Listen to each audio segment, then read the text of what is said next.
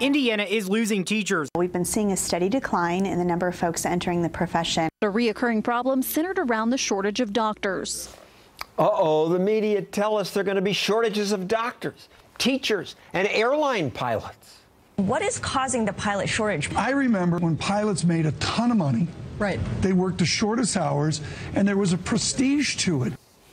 It's a crisis, these people say. These shortages, according to the Wall Street Journal, which generally understands markets, the pilot shortage is going to be a real problem. So what should we do about that? Nothing, says the author of How to Fly an Airplane, Rob Machado. Nothing?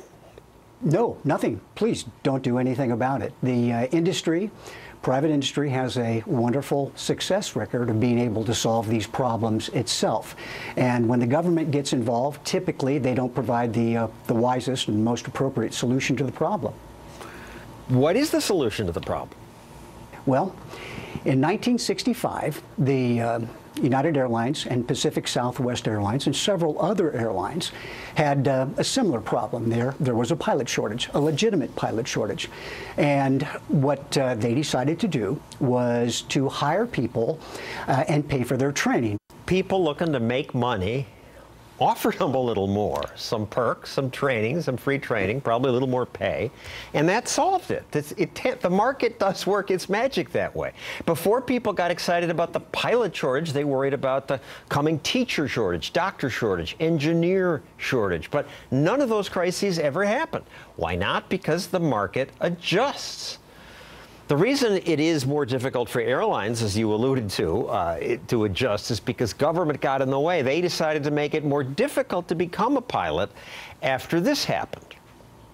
Something truly horrific happened. Continental commuter flight crashed into a home in Clarence, New York, just a few miles outside Buffalo, killing all of the passengers and crew on board, as well as one person in the home.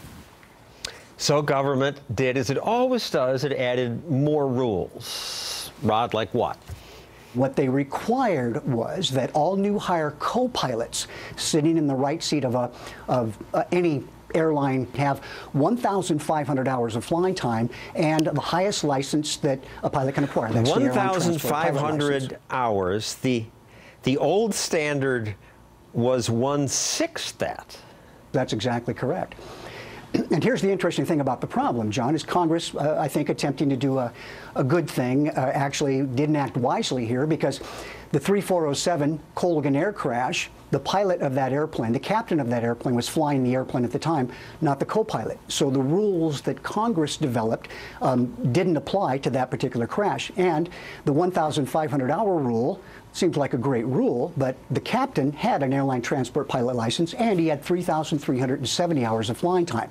And he was flying the plane. That's correct. Not the co-pilot. The captain made, no, that is exactly correct. And the captain just made a fundamental airmanship error that caused the crash, and the crash was a result of something entirely different than the solution that Congress applied in attempting to solve the problem. And as a result of this bottleneck, now as we call it in my business, for a person to invest the $60,000 to $80,000 that he or she needs to do the pilot training, to get those 400 hours of flying time, now that individual has to spend an additional perhaps 2 years, 2.5 years, flight instructing to acquire the 1,500 hours of experience. And as a result, people are not investing the time or the money, and it's becoming much more difficult to find pilots for regional carriers.